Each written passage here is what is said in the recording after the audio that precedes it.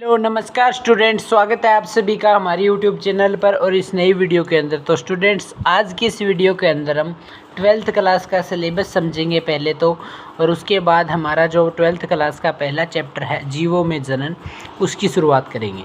तो उससे पहले अगर आप चैनल पर न्यू हैं तो चैनल को सब्सक्राइब करिएगा और वीडियो पसंद आती है तो वीडियो को लाइक करिएगा।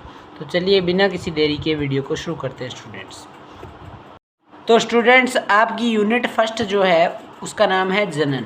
वैसे तो ये छठी यूनिट है, 5 यूनिट आपके 11th क्लास में लगती है और ये छठी यूनिट है, लेकिन 12th के हिसाब से ये पहली यूनिट मैं मान रहा हूँ। तो इसका नाम है जनन यानी रिप्रोडक्शन। इसके अंदर आप कुल 4 चैप्टर पढ़ते हो। पहला चैप्टर है जीवों में जनन, जिसके अंदर आप रिप्रोडक्शन पढ़ते हो ऑर्गेनिज्म के अंदर, ठीक है।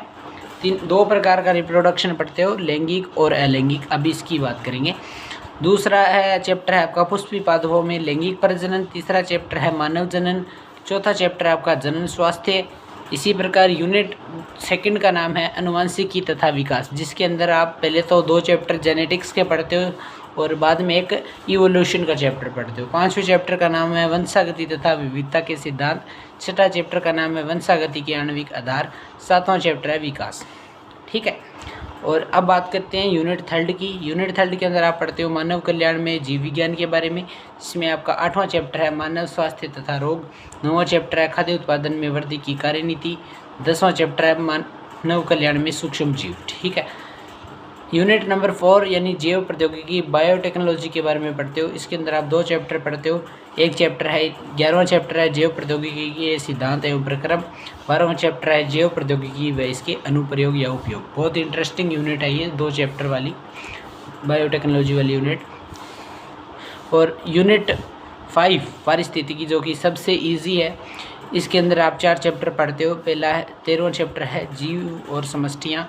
14वां चैप्टर है पारितंत्र। 15वां चैप्टर है जैव विविधता तथा संरक्षण। 16वां चैप्टर है पर्यावरण के मुद्दे। ये आपकी 12वीं क्लास का सिलेबस है, एनसीईआरटी के द्वारा जो जारी किया गया है। हालांकि अलग अलग जो स्टेट के जो बोर्ड्स हैं उनके लिए ये अलग अलग हो सकता है। जैसे राजस्थान आरबीएसई के लिए अलग हो सकता है, सीबीएसई के लिए अलग हो सकता है, यूपी बोर्ड, एमपी बोर्ड, इसी प्रकार सभी के लिए अलग अलग हो सकता है। लेकिन जो एनसीईआरटी द्वारा जो पाठ्यक्रम निर्धारित किया गया है उनमें कुल ये 16 चैप्टर हैं। आज हम बात करेंगे हमारे पहले चैप्टर की, जिसका नाम है जीवों में जनन। आज हम इस चैप्टर की शुरुआत करेंगे, जीवों में जनन। तो चलिए शुरुआत करते हैं दोस्तों। चैप्टर का नाम है जीवों में जनन।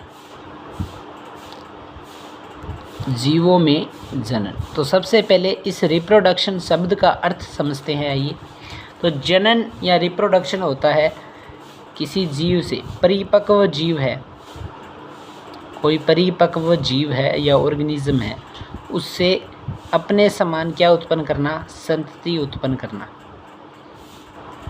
संतति उत्पन्न करवाने के लिए जो प्रक्रिया होती है उसे बोलते हो जनन यानी रिप्रोडक्शन, ठीक है। रिप्रोडक्शन, रिप्रोडक्शन या क्या जनन।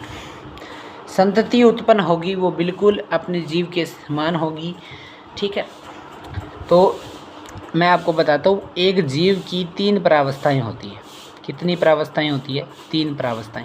पहली प्रावस्था होती है जन्म प्रावस्था, जिसमें जीव का क्या होता है, जन्म होता है। दूसरी प्रावस्था होती है वृद्धि प्रावस्था और तीसरी प्रावस्था होती है परिपक्व प्रावस्था। यहाँ पर जन्म प्रावस्था में तो जंतु क्या लेता है, जन्म, या जीव क्या लेता है, जन्म लेता है। वृद्धि प्रावस्था में उसकी बाहरी ग्रोथ होती है, यानी उसकी वृद्धि होती है, उसमें क्या होती है, ग्रोथ होती है। और लास्ट फेज होती है मैच्योरेशन यानी परिपक्वन। इस फेज में क्या कर सकता है जीव या जंतु या पौधा, जो भी ऑर्गेनिज्म है, वो क्या करता है, जनन यानी रिप्रोडक्शन की क्रिया करता है। तो यानी परिपक्वन प्रावस्था जो होती है वो जनन की प्रावस्था को निरूपित करती है, ठीक है। अब जनन होता है 2 प्रकार का मुख्यतः। एक तो होता है अलैंगिक, जिसे बोलते हो एसेक्सुअल, एसेक्सुअल रिप्रोडक्शन। दूसरा होता है लैंगिक, जिसे बोलते हो सेक्सुअल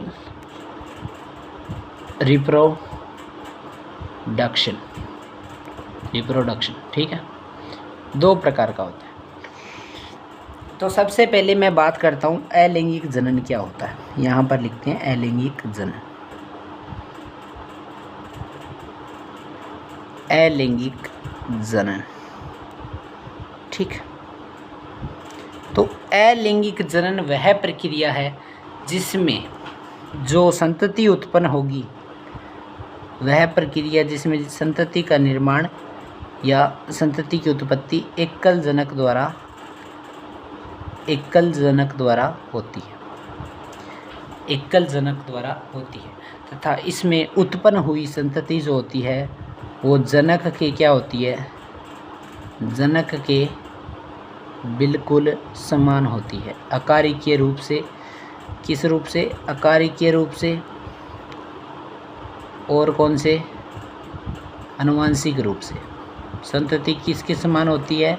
जनक के बिल्कुल समान होती है। कौन से रिप्रोडक्शन में? एसेक्सुअल रिप्रोडक्शन में या अलैंगिक जनन में, ठीक है। बिल्कुल किसके समान होती है? जनक के समान होती है, ठीक। तो जो ऐसे जो जीव हैं जो बिल्कुल अपने जनक के समान होते हैं, उनके लिए एक शब्द प्रयोग में लाया जाता है क्लोन। आपने ये नाम ज़रूर सुना होगा। तो आनुवंशिक और अकारिकीय रूप से समान दो जीवों के लिए कौन सा शब्द उपयोग में लिया जाता है? क्लोन शब्द उपयोग में लिया जाता है। अब बात करूं अलैंगिक जनन किस किस में पाया जाता है, तो उसकी बात करते हैं। तो अलैंगिक जनन पाया जाता है अमीबा में। इसके दो मुख्य उदाहरण हैं जो आप छोटी क्लासों में भी पढ़ते आ रहे हो। एक तो है अमीबा, एक है यीस्ट। अमीबा में यह क्रिया होती है द्विविखंडन द्वारा, ठीक है। और यीस्ट में किसके द्वारा होती है? यीस्ट में किसके द्वारा होती है? ये मुकुलन के द्वारा, ठीक है। तो अलैंगिक जनन की कुछ विधियां होती है, वो विधियां अभी हम पढ़ेंगे, ठीक है। चलिए पढ़ते हैं। तो सबसे पहले पढ़ते हैं यीस्ट में अलैंगिक जनन या यीस्ट में मुकुलन। तो कुछ भी नहीं है, इसको सबसे पहले एक डायग्राम के द्वारा शो करते हैं, डायग्राम के द्वारा ही इसे समझते हैं, ठीक है। तो मान लो ये कोई क्या है? जनन कोशिका है, जनन कोशिका है ये, ठीक है। ये जनन कोशिका आपकी मैंने बना दी, ये है जनन कोशिका।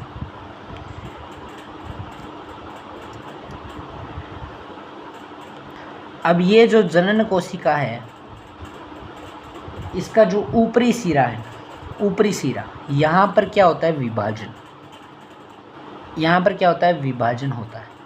और विभाजन होकर कुछ इस प्रकार एक कलिका समान संरचना बन जाती है, जिसे बोलते हो इंग्लिश में बड, ठीक।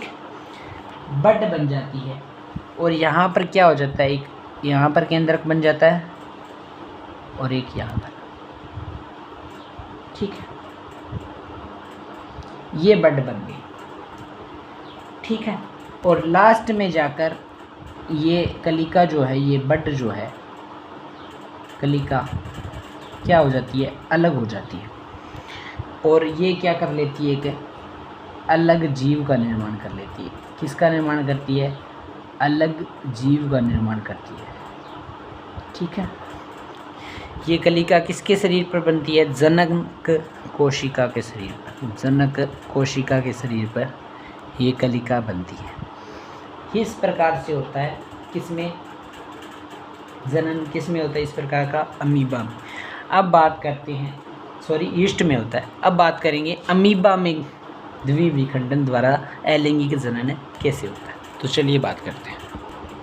तो स्टूडेंट्स, ये कोई अमीबा है। अमीबा आपको पता है एक मतलब अव्यवस्थित जीव होता है, कोई इसकी फिक्स संरचना नहीं होती, ठीक। ये इसके अंदर क्या है? केंद्रक। विभाजन के लिए एक चीज़ आवश्यक होनी चाहिए, केंद्रक। तो केंद्रक तो इसके अंदर है, केंद्रक होना चाहिए। इसके बाद ये अमीबा क्या करता है? विभाजन करता है। और विभाजन करने के बाद इसका केंद्रक आ जाता है मध्य में। पहले थोड़ा सा बाईं ओर था, आप देख सकते हो। उसके बाद आ जाता है मध्य में। मध्य में आने के बाद यहाँ पर क्या होता है? इसमें और विभाजन होता है और दो केंद्रकों का निर्माण हो जाता है। अब दो केंद्रक एक दूसरे को अलग अलग कोशिका में जाने के लिए क्या करते हैं, प्रतिकर्षित करते हैं। ठीक है, उसके बाद यहाँ पर क्या बन जाती है, खांच समान संरचना बनने लगती है, एक खांच बन जाती है। ठीक है, खांच बनने के बाद लास्ट में ये खांच क्या हो जाती है, अलग हो जाती है और दो अलग अलग केंद्रक वाली दो संतति कोशिकाएं बन जाती है। इनको क्या बोलते हो, संतति कोशिकाएं।